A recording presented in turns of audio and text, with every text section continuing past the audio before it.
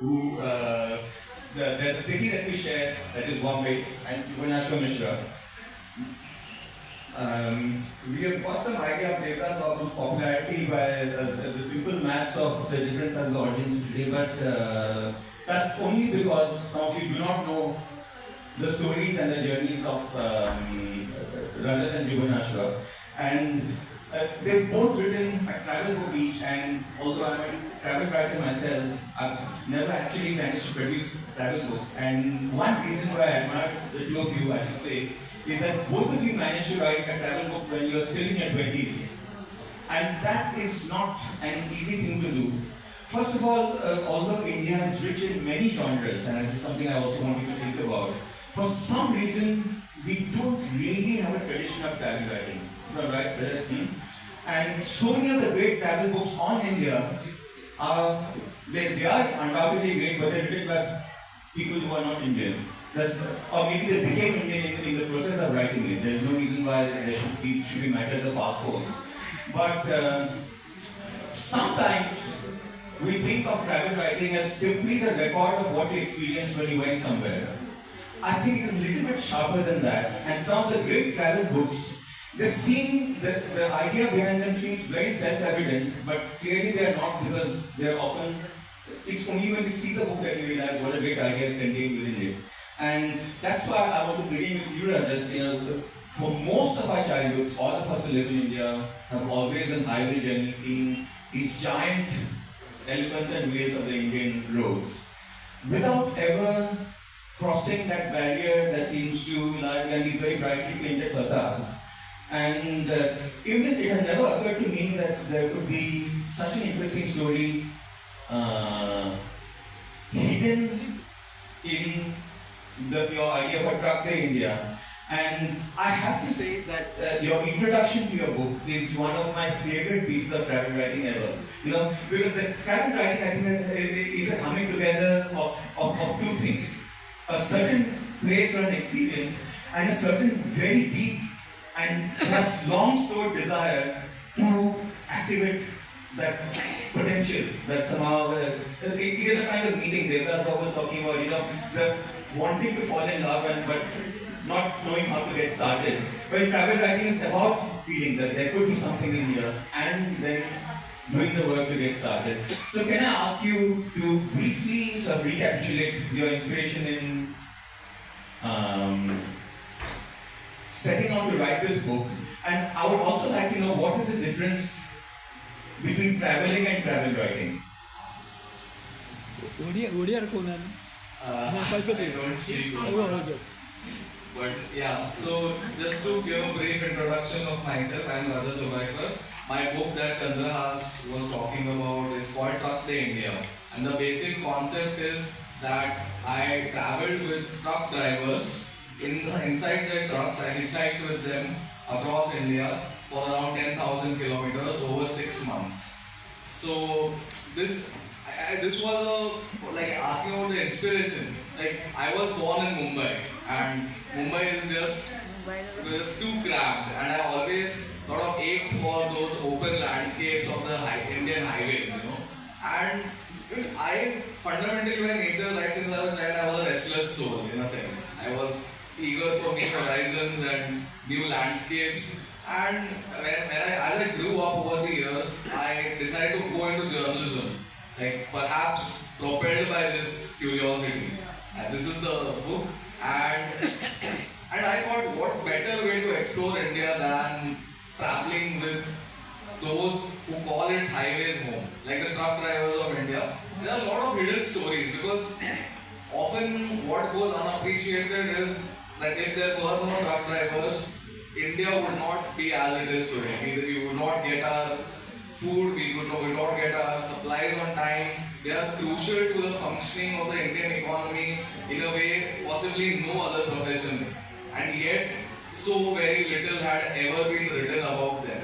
And I feel the same goes for many other professions, many other regions of India which have not been written, which have not been captured in literature in that sense. Like, you think about many big cities like Paris or New York, and suddenly you have these impressions, these images that come through literature, through movies and so on. But there's so many interesting things in India that have never been brought down in that sense on paper in a format that people can actually consume and experience without actually going to those places or being in those landscapes.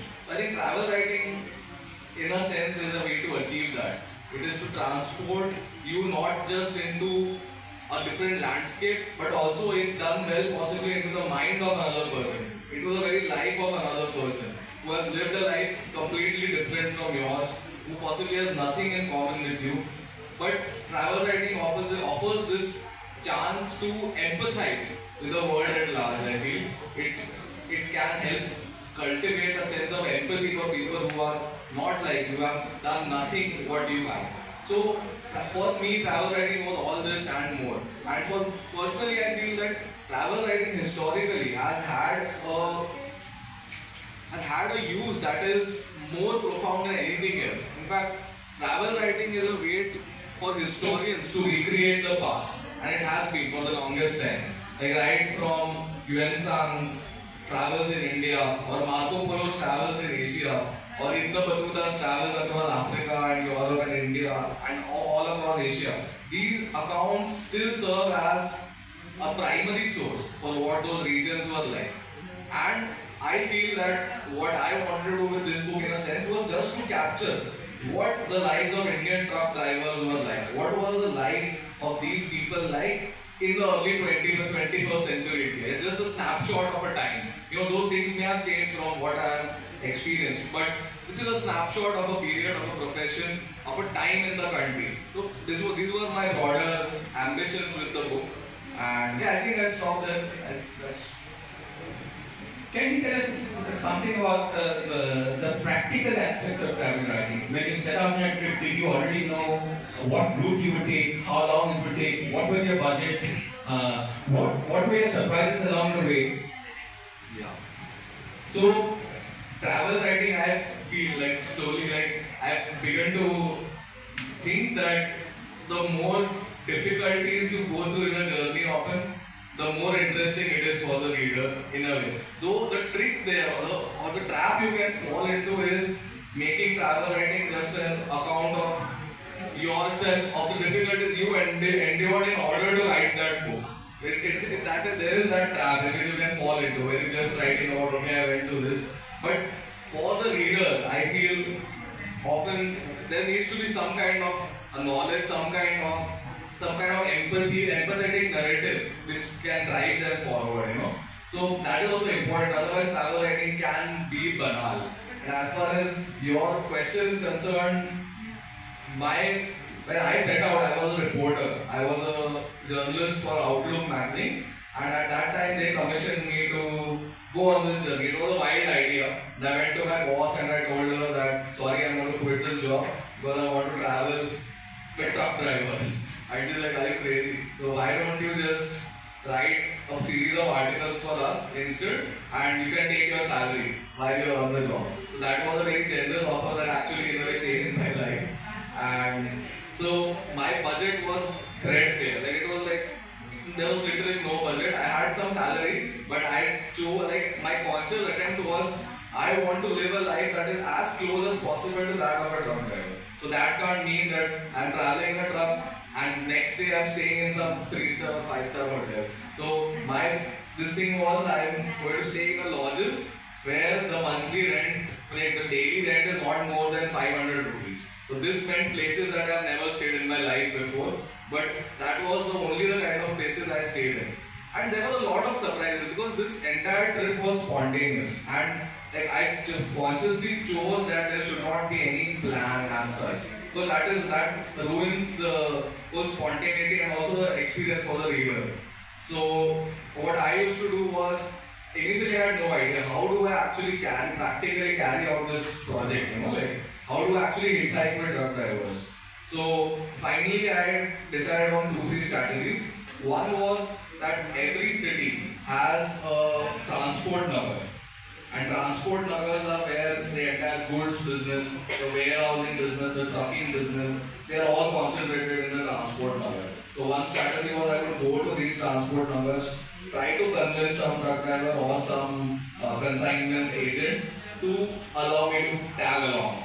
This turned out to be trickier than I expected because trucks would often wait for days for their maal to arrive. You know, it's a very, there's no guarantee. So finally I decided I would go to a dhaba or I would go to a petrol pump. And if there are any truck drivers stationary, I would go ask them, hey, this is my project, I'm writing about what difficulties you face in your daily life, about your life. And if you would just allow me to tag along wherever you are going, I'll be okay. So most of them would agree actually.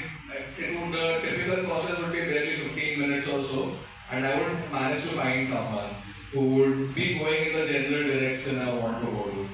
So that was a rough process. Food and all, I used to just be with the driver, so whatever they eat in the dhabas, which is surprisingly good. I realized like maybe dhabas enjoy a undeserved reputation for not being so clean and all, but in general I felt the food was fresh, made there and then, and not once did I get a stomach ailment throughout my journey. So yeah, that's all. Jubanashwa, I'm going to come to you. I didn't believe until I saw your book that it would be possible because your idea is a very intriguing concept, both of going somewhere and also having a home in that place and work in that place. Almost like an elevated example of a daily wager.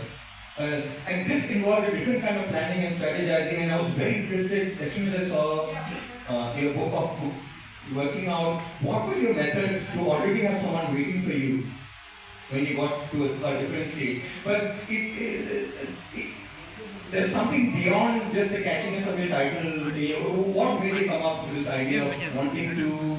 Was it the concentration of the travel that you would in a single year go through the entire country?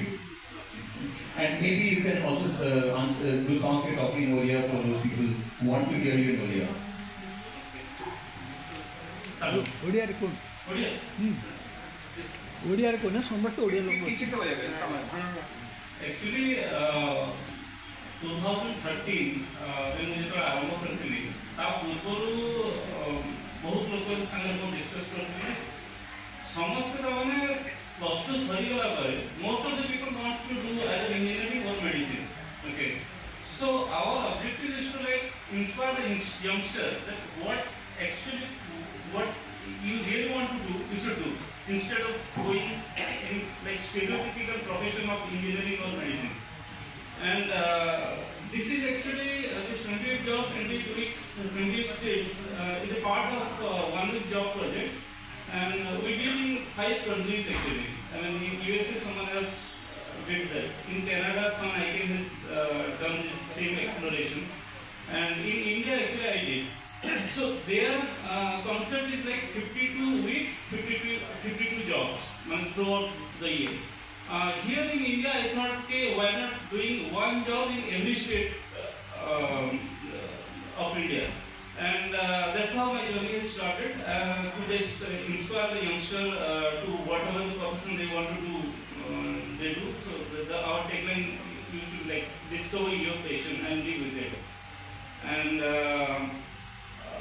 so next come to the point like my book, the whole experience. So whenever I travel to a different state, my first priority was to experience the best of that state. Like in Goa, working with a tattoo artist. In Amritsar, Punjab, actually I did Seva, I mean in the Golden Temple. In Maharashtra, actually that time actually the Lutera film, Sonaki Sinha and Ranveer Singh, that movie was released. So I used to do the whole event things for them.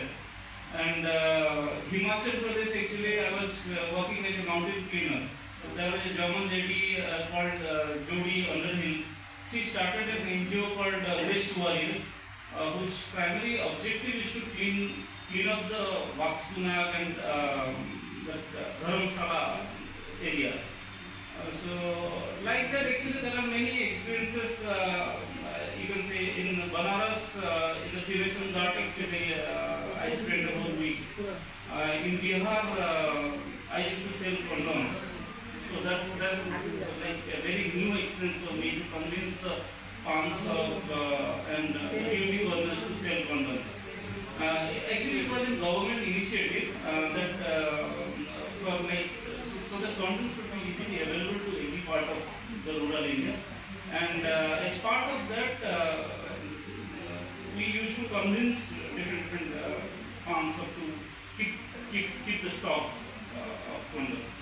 So like that in northeastern states also, I had a good experience. In Manipur, I was working as a journalist. In Mizoram, I was a bullet mechanic. And Nagaland, I was looking for to work in a gunhouse factory, but I could not convince anyone. So finally, I was working in a grocery shop. And one very interesting experience in Arunachal Pradesh is I was a storyteller in Tawang Monastery. It is one of the beautiful monasteries in the world after Lhasa. And so this is the whole, basically, I could say the experience about the whole book. I'm tremendously impressed at the range of professions because I think the easiest step for you to have done would be try to do the same thing everywhere, and that would be very comfortable. But did you feel out of place ever in some of these places, and was that because of the place, or I'm interested to know, for instance, what your co-workers during this 1 week where your lives overlapped with theirs, how they responded to you, and what sort of relationship you struck up with people? Is there something interesting that you can tell us about that? So whenever you go for corporate jobs kind of thing, so it's very difficult that people will accept you for a 1 week job. So they will say, what is the benefit for us? So whenever I go for that corporate jobs for 1 week, even the co-workers are very skeptical. So what? ये तो ऐसे घूम ही रहा है मतलब जैसे बुलची नहीं कौन होटल इधर कौन आएगी. So but when once I convinced that the whole idea is to spread some message to the youngster, then most of the founders are agree to offer a 1 week job. And so like you asked me, I feel outsider, you should say.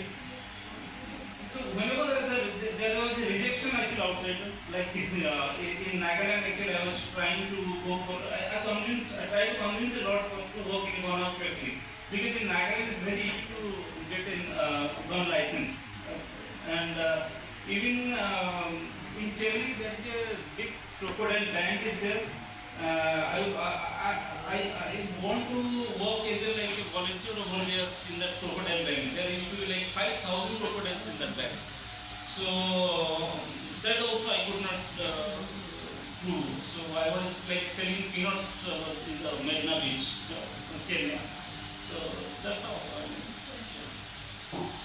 A question I'm sometimes asked by students is, especially when I talk about travel writing, is sir, we are very introverted and we don't know how to, we like meeting people, but we don't know how to make an opening into a conversation with someone else. Is this something that I could hear your thoughts on?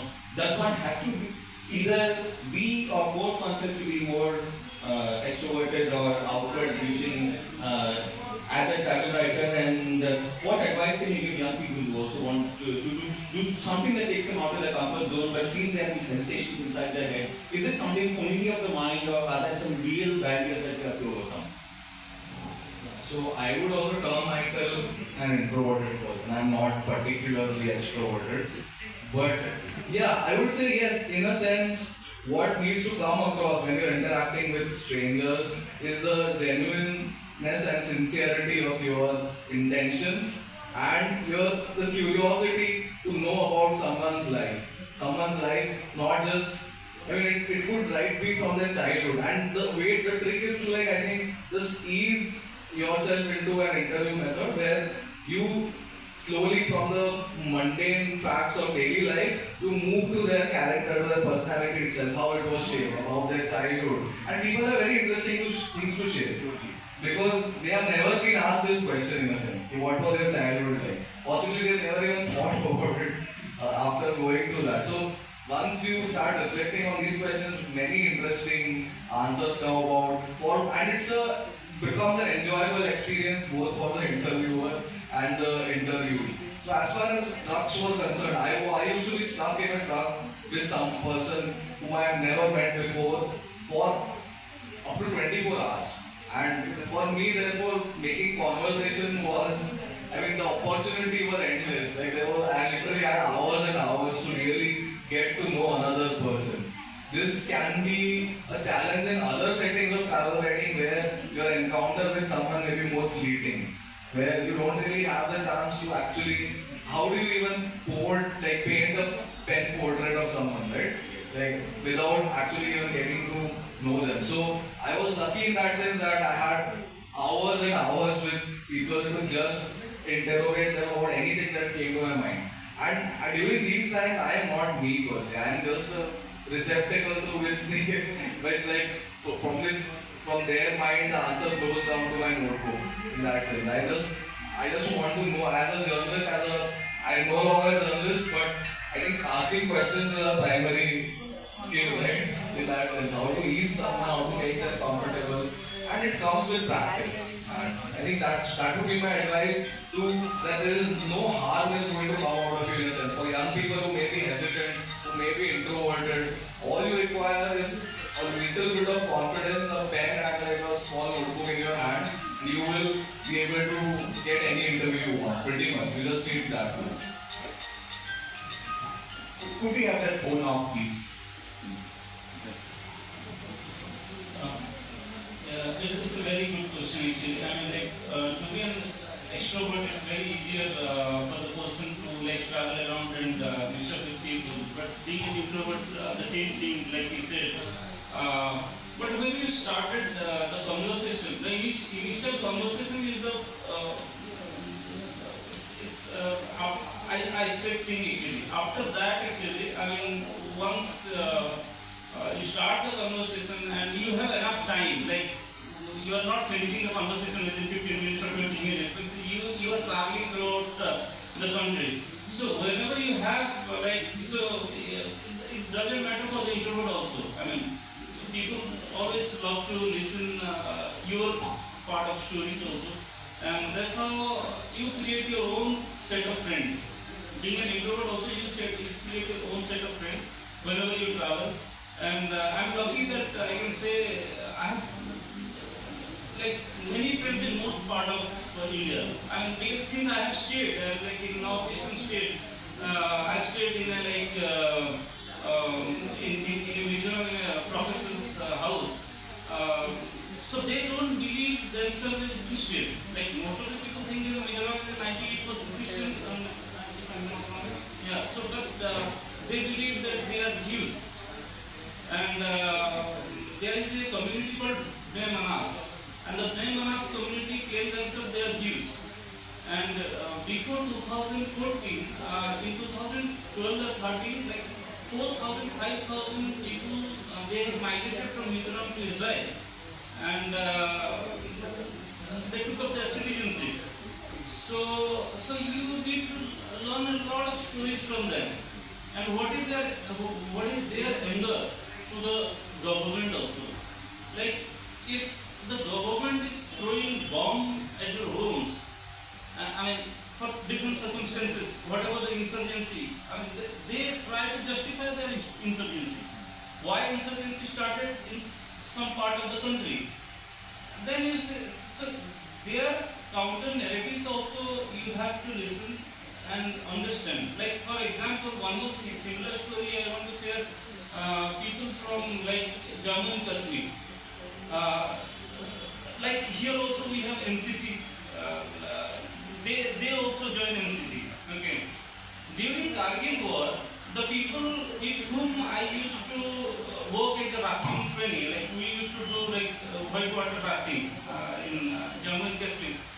That guy, always after 2-3 times, this kind of stories comes out. So this guy said, okay, we used to do some kind of NCC camp in Kerala, and while coming back to home, in Delhi, the police has taken them. Okay, these people are from Jammu and Kashmir and they are very skeptical about it. So they said, okay, boss, we are in NCC camp, so that is part of the government, and this is. And no, in Jammu Kashmir you cannot go there right now.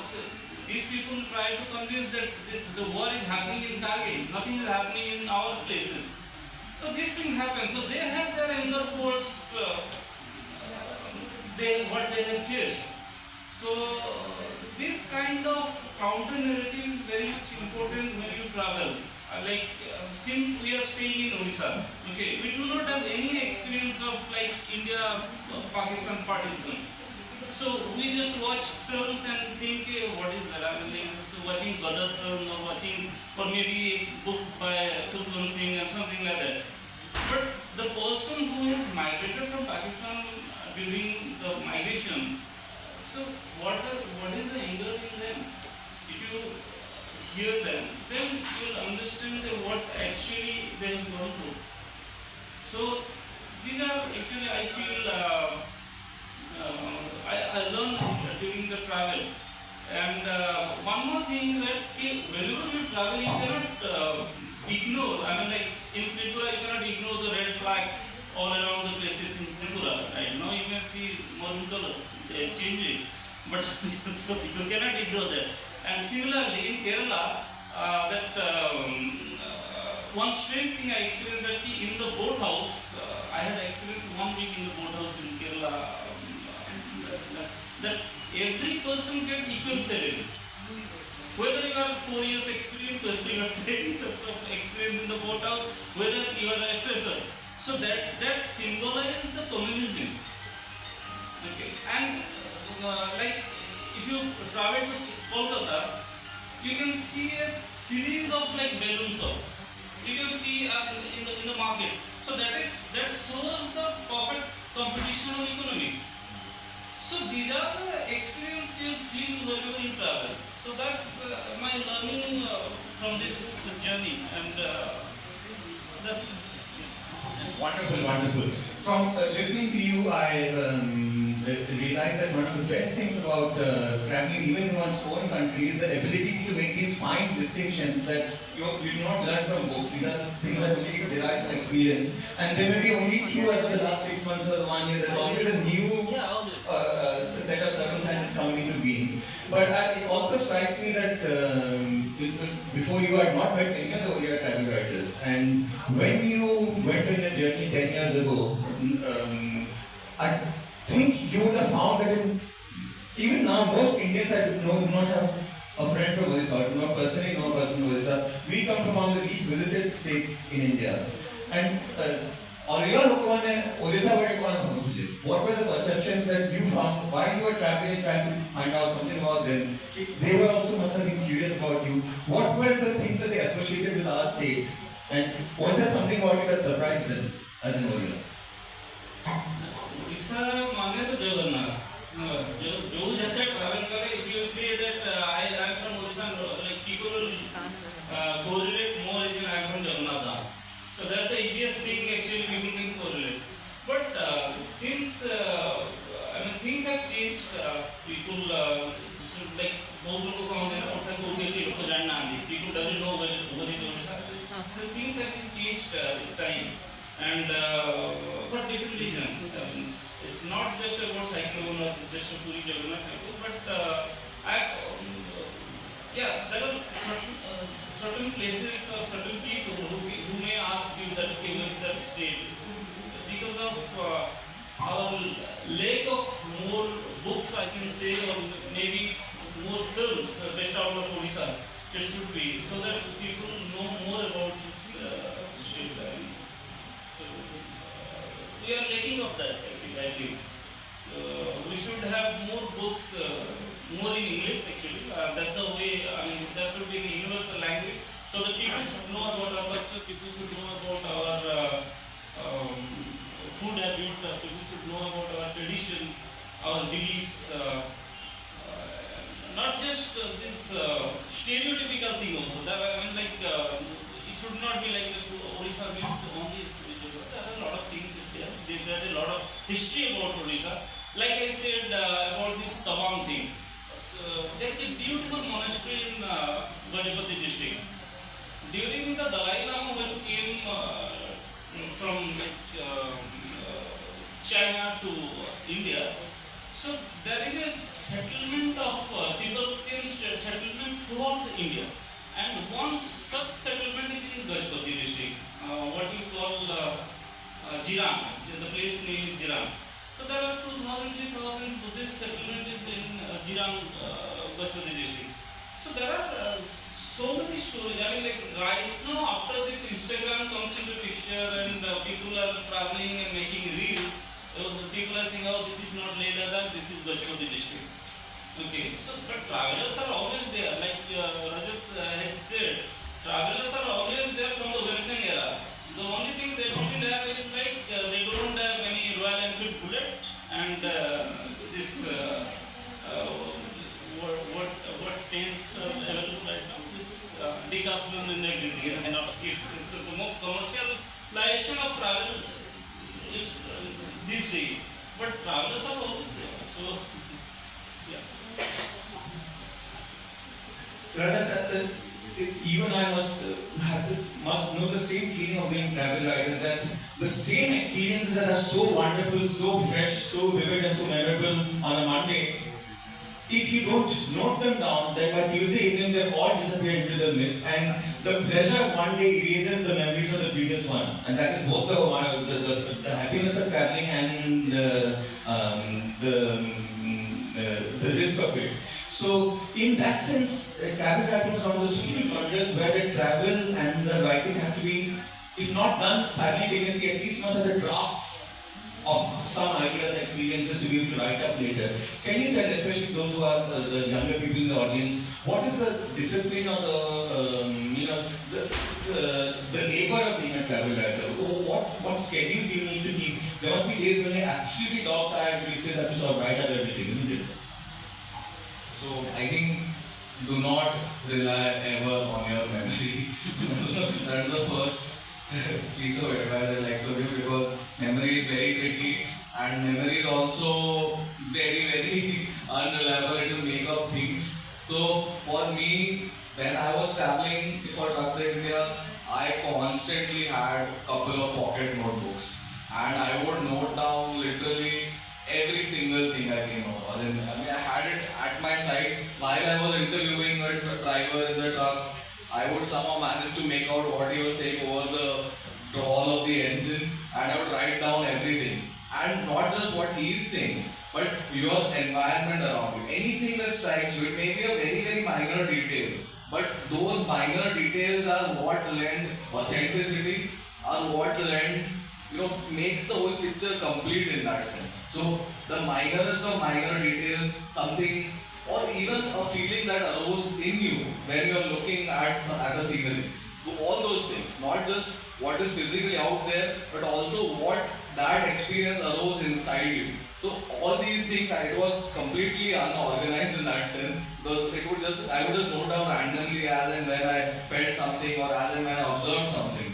But at the end of the day, in a couple of days or whenever, I would make it a habit to note down whatever I've written in my terrible handwriting in that notebook, make it a fair piece in your laptop or your mobile, wherever you want to. Now the options are endless. So just make it relatively fair, in the sense that don't just have a word to go by. Because if you're looking at that word a month from now, you won't even know what you were thinking when you wrote down that word. So at least once a week, or at least 2-3 days, once in 2-3 days, or best every day. Just whenever you are on an assignment or a piece of travel writing, just make those notes, refine them, and ultimately these notes are what will become your final book. Without these notes, I would not have possibly written that book, because I wrote the book 3-4 years down the line after actually traveling in a sense. So without those notes, I would not know what to write. I would not know the first thing, what am I supposed to write exactly. So yeah, this is the key to actually to becoming a travel writer, is knowing what to take down notes for and how to organize them, so that when at a point you're ready to write that book or when you're ready to write that piece, it's all there. And sometimes you'll find that what you have written is what is all that remains of your memory in that sense. Because you will realize what you have written down has actually created that memory. Because memory in that sense is a very tricky piece. Memory is not you remembering something. Memory is actually you remembering something, you remembering something. So it's the last time you thought about something is what you remember when you are remembering something. So it's a notebook is a best friend with all that. Tremendous, tremendous. I think so. It was worth coming all this way just to realize that what you have written is what has created the memory. Jubanashwa, do you have something to add to that? So same thing. Memory. Like you need to keep documents. If you read the last page of my book, when I finished the journey and started going through my bags, all the small book bus tickets, train tickets, and whatever the small documents I could keep, I had in my bag. So that actually it will help to write actually. And also scribbling few lines whenever I found time actually. And that's the only way you can finish up the book when you start writing. Actually, I took 1.5 years at one stretch actually, and I completed my journey in 2013 December, and I finished the book by 2015 July. So that's 1.5 years actually I took the book.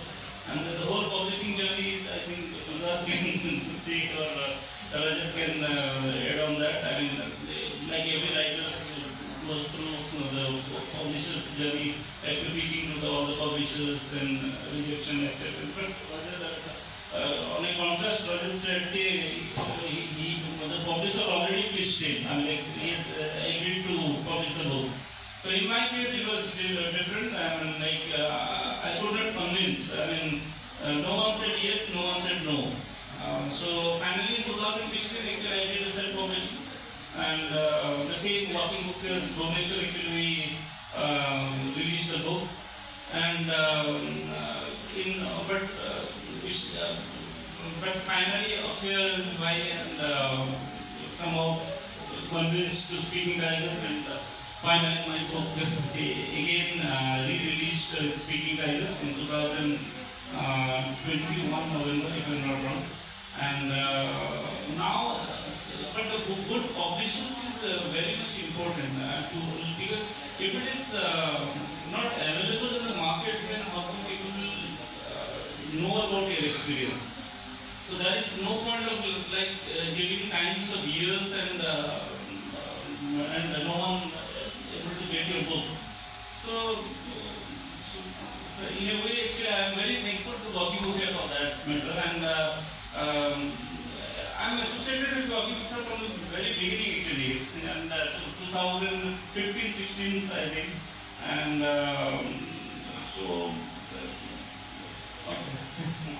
I think your story shows in a way how a bookshop can be a catalyst for so many other kinds of literary energy, and that is one of the reasons why it was my hope that today would be a special day in our memories, just for this reason, that we set off a new kind of story in our Kata bookstore. Okay, I'm going to finish with one little travel story of my own, if you will permit me, and one little question for you, and then we can have a question from the audience. A few years ago, I used to live in Delhi, and the Delhi summers are intolerable. But the best thing about India is that summers are also when you get the best fruit, watermelon, different kinds of melon, and different kinds of mangoes. And I would wait for July and August to eat chausa, all these other great mangoes. And I remember from my childhood in Bombay, the mangoes of West India. And every now and then you will see a piece about mangoes in Indian newspapers which would mention some of the varieties which you had not tasted.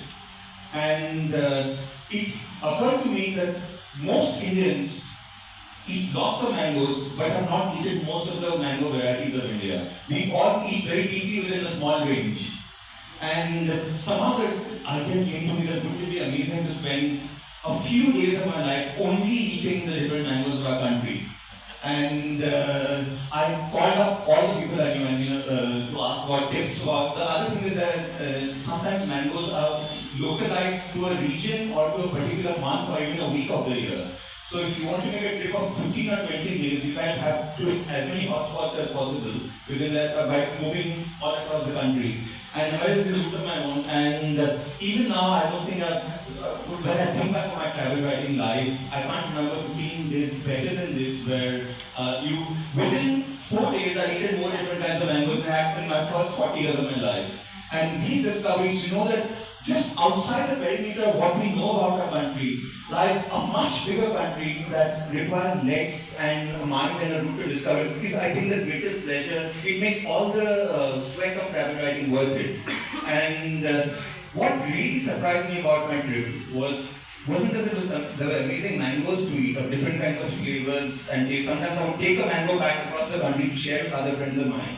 But I found that the mango growing people of India are some of the most beautiful Indians you can meet. And mangoes are very closely associated in Indian culture with hospitality. You know, we have extra work for eating in Hindi and in Indian languages which is not there in English. Khilana, to share or to feed somebody. And many of the mango growers I met were not just experts in mangoes, they were experts in mango grafting, and they had highly developed theories of what grafting meant. Now, I met this mango grower, India's most famous mango grower, Kalimullah Khalam, Lucknow, who had a tree which has more than 100 varieties of mangoes from the same tree trunk, grafted, different branches grafted over the years. And when you walk around this tree, every 5 to 10 degrees of this perimeter, you see a different color and a different size of mango. And I said, this is one of the greatest miracles of creation I've ever seen in my life. And he said, you know, to make two from one is the very principle of life. And just for the pleasure of hearing these thoughts under the trees where these things were grown. So the last thought I want from you before we take any questions is, from your trips, did you come back with some sense of an altered sense of what it means to be Indian from when you started? Like, one thing you realize when you're traveling across India is that India inhabits multiple centuries in a way that you cannot possibly imagine sitting in your house. One experience that really brought this back home was when I was in Kashmir, and I was hitchhiking with truck drivers in Kashmir, and my fellow hitchhikers there were members of the Gujar Bakalwar nomadic tribe. So these are the nomadic tribe which has carried out this thing. It's a process called transhumance, where in the summer months, these tribes, along with their flock of goats and sheep, they move from the flatlands of Jammu to the mountain pastures of Kashmir. And every winter they make the same journey back down. And earlier they would travel on horses and they would take along their flock along. But now they have ditched the horses and they have adopted trucks as the way to travel from Jammu to Srinagar.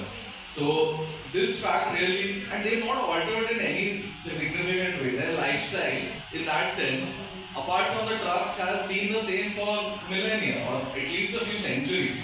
And just talking to them, getting to know about their life was, I think, one of those kind of memorable experiences where you realize there is a layer of India hidden beneath the sedentary society as we know it.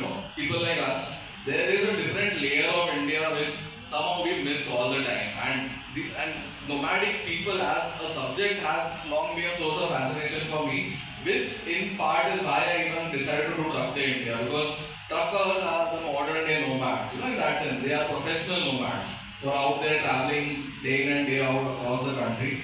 But apart from the truckers and the Gujars and the Bakarwals, every state has their share of pastoralists who live a completely different life and whose lives are essentially unchanged. So that is one fact that really stuck deep in my heart.